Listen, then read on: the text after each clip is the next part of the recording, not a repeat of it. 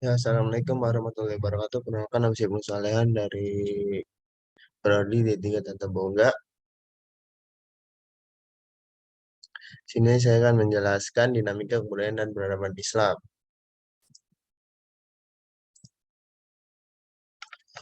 Ilmu pengetahuan dan perspektif perspektif Islam. Satu, dalam urgensi ilmu dalam Islam. Satu, adalah pentingnya ilmu pengetahuan dalam Islam dapat dilihat dari sabda Rasulullah SAW. Dari sahabat Anas RA berkata, Rasulullah SAW bersabda, menurut ilmu itu wajib bagi setiap orang Islam. Menurut hadis riwayat Ibnu Majah, ada dua, integritas ilmu dan amal. Dalam ajaran Islam, iman, ilmu, dan amal merupakan satu kesatuan yang utuh yang tidak dapat dipisahkan antara satu dengan yang lainnya. Kedudukan dan tanggung jawab. Allah memberikan kedudukan yang tinggi kepada orang yang berilmu.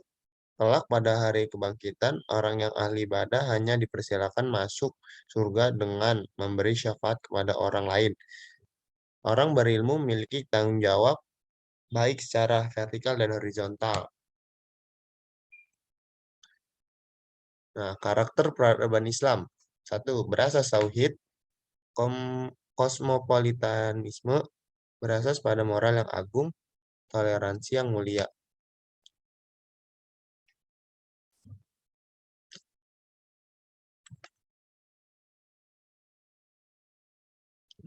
Kontribusi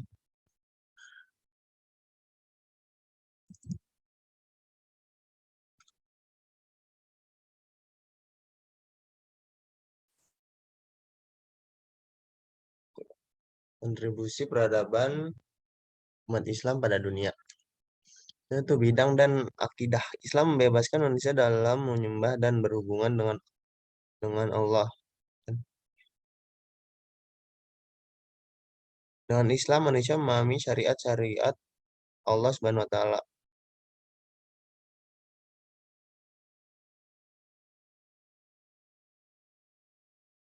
Bidang matematika, penjumlahan dalam bentuk angka Arab termasuk nol, bukan dalam bentuk huruf atau kata-kata sekarang. Jadi maksudnya kontribusi Islam pada dunia itu tokoh-tokoh Islam yang berkontribusi pada dunia, yaitu seperti Ibnu Hajar dan sebagai dokter dan lain-lain. Ilmu fisika, pakar fisika dan astronomi terbuka. Nah, ini Al-Hazini menulis kitab Al-Hikmah yang berisi tentang gaya tarik bumi sesuai dengan teori bahwa keseluruhan gaya mengarah pada pusat alam semesta.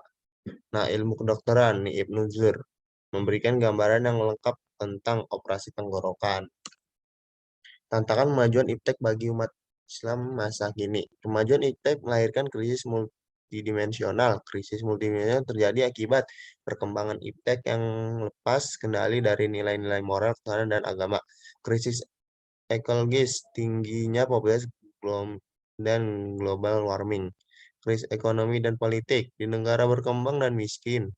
Ketidakadilan dan neo-imperialisme oleh negara-negara maju yang menguasai perekonomian dunia dan iptek. Krisis multidimensional dapat dicegah dengan adanya akhlak yang baik. Akhlak yang baik muncul dari keimanan dan ketakwaan kepada Allah Subhanahu wa taala. Jadi kemajuan iptek ini melahirkan krisis-krisis seperti multidimensional, krisis ekologi, dan krisis ekonomi dan politik.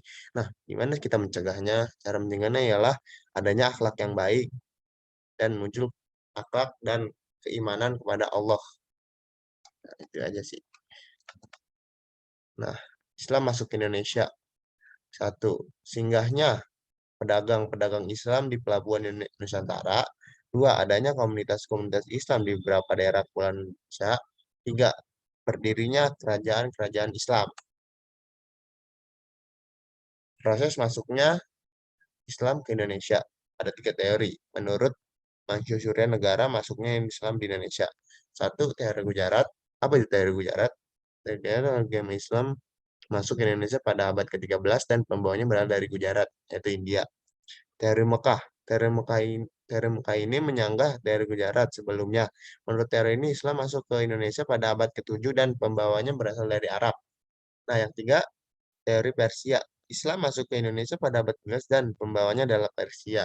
Dari tiga teori tersebut dapat disimpulkan bahwa Islam masuk Indonesia pada abad ke-7 dan mengalami perkembangan pada abad ke-13. Nah, kerajaan-kerajaan di Indonesia.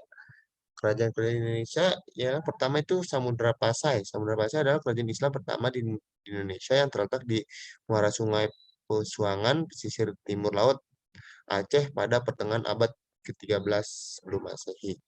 Nah, kedua, Kerajaan Aceh. Kerajaan Aceh yang kini terletak di daerah yang terkenal dengan nama Kerajaan Aceh Besar.